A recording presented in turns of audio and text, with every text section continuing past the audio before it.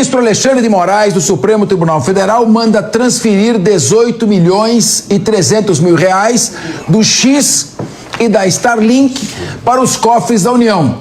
Os dinheiros estavam bloqueados nas contas das empresas do Brasil após a movimentação.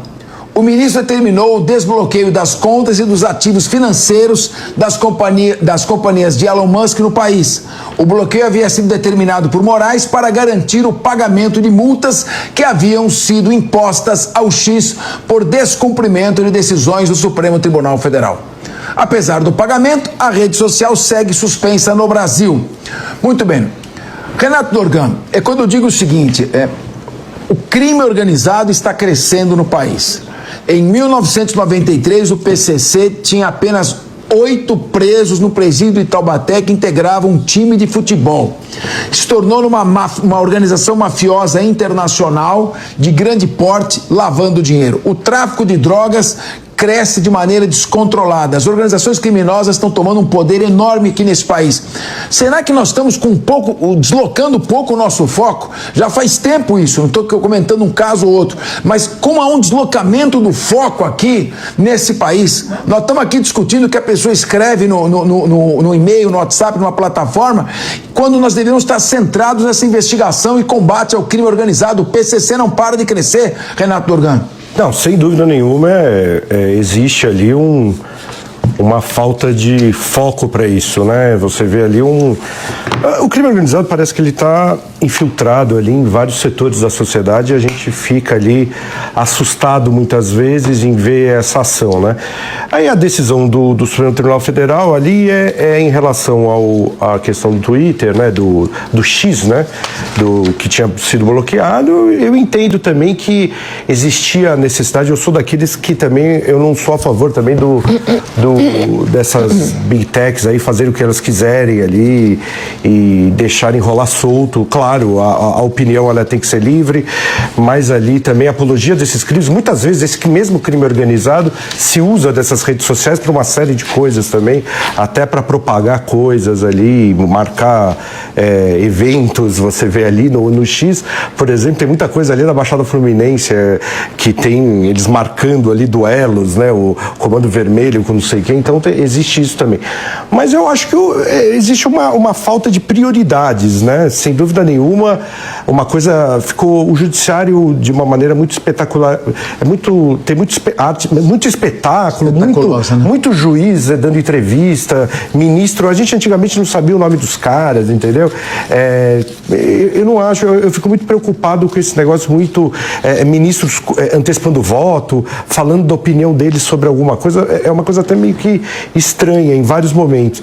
Mas a decisão do ministro do Supremo Tribunal Federal tem que ser respeitada. Agora ele desbloqueou, parece que tomara que volte ali a rede social, mas também essa rede social precisa ter os olhos ali, precisa ter uma certa regulação, porque também se deixar solto ali também tem uma tendência até ideológica ali. Agora, Maria de Carli, eu tenho muito receio disso, desculpa. Sim, desculpa.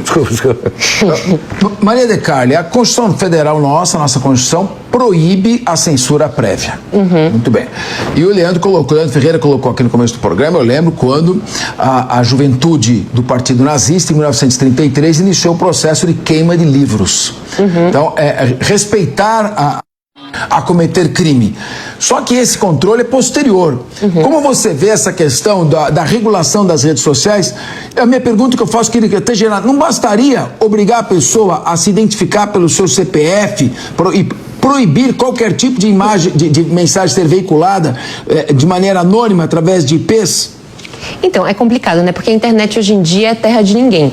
A gente fala, a gente cita, muitas pessoas têm perfis falsos, com CPF falso, CPF de pessoas que já morreram. Então é um lugar muito obscuro que ainda precisa muito ser estudado, muito ser regulado, muito ser, enfim, né, vigiado aí. Não vigiado em excesso, porque como você disse, tudo que é censurado em excesso prejudica, no final das contas, o usuário e o possível avanço de uma tecnologia que pode ser benéfica para a informação, para o fluxo de informação, para o acesso à informação. O bloqueio do X foi, de fato, um grande problema principalmente para os seus usuários, para as pessoas que se informavam com política lá dentro, para candidatos que não têm acesso a outro tipo de plataformas, porque não tem tanto dinheiro, ali eles faziam as propagandas eleitorais dele, isso trazia mais democracia ao debate, mas eu concordo com meu colega Renato que existem alguns fatores aqui do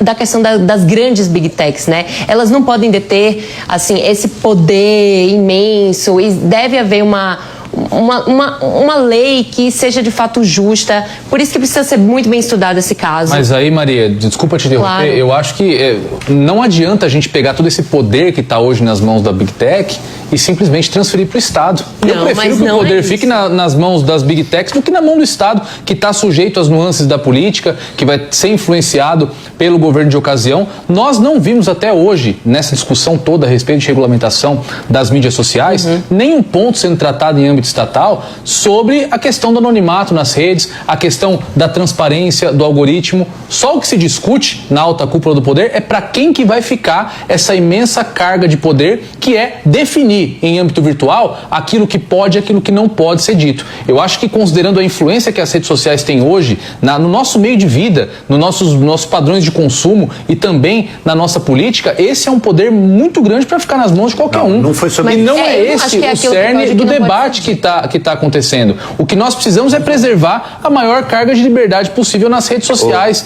Não é o debate que está sendo travado. Maria, você o me debate desculpa que está sendo travado... Entrar nesse debate que, de repente, se der para fazer assim, colocar mais um na tela junto comigo e a Maria, talvez. Mas só que é o seguinte, Diego, não é o que está se decidindo no âmbito das decisões do Alexandre de Moraes, não é quem pode ou quem não pode dizer o que vai ser dito ou não, regular sobre o que vai ser dito ou não. O X foi suspenso. Essa é a cereja do bolo da discussão. Diego, o X foi suspenso em função de não ter banido contas que comprovadamente estavam disseminando fake news. Então, meu amigo, não adianta dizer que é para censurar previamente. É o que aconteceu antes. Não pagaram multa, não tiraram do ar as contas que disseminaram fake news. Mas quais eram as fake news? As fake news. Que fake news? Quais são? Deixa eu lembrar pro Leandro, professor Capeza, onde esse debate todo começou. Porque alguns meses... A origem é a seguinte: o X recebeu uma ordem para tirar as fake news. Só fiz uma pergunta. Se alguém já se perguntou quais eram essas fake news, quais era o teor das fake news? Porque, por exemplo... Fake news é uma opinião, às vezes. Não é uma opinião. Quando você está desacreditando o sistema eleitoral, você está disseminando fake news. Quando você está dizendo que o sistema não é auditável, Capês, e isso está no âmbito desse processo, desse inquérito, né? Se as pessoas estão afirmando que o sistema não é auditável, elas estão dizendo